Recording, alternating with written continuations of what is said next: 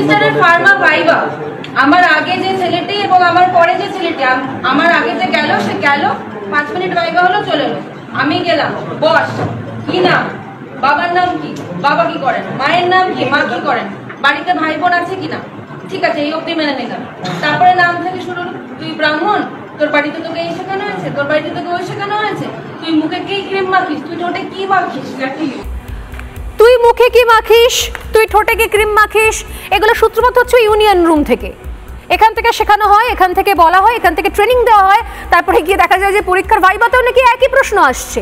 দিনের পর দিন ধরে মাননীয় মমতা বন্দ্যোপাধ্যায় কলেজ ক্যাম্পাসগুলোকে যা বানিয়ে দিয়েছে, গুন্ডামির আতুরঘর বানিয়ে দিয়েছে। অনেক আগে তিনি ক্ষমতা আসার পর বলেছিলেন যে আমি গুন্ডা নিয়ন্ত্রণ করি। এখন আর গুন্ডা নিয়ন্ত্রণ নয়, এখন গুন্ডা তৈরি হচ্ছে, গুন্ডা তৈরির ফ্যাক্টরি হয়ে গেছে কলেজের ইউনিয়ন রুমগুলো।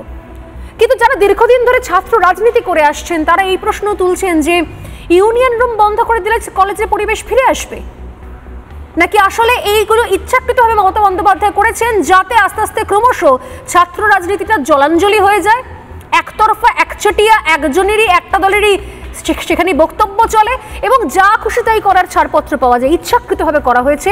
ইউনিয়ন রুম বন্ধ করলেও এবার কমন রুম রয়েছে, টিচার্স রুম রয়েছে, সেই জায়গা থেকে এগুলোকে অপারেট করা হবে।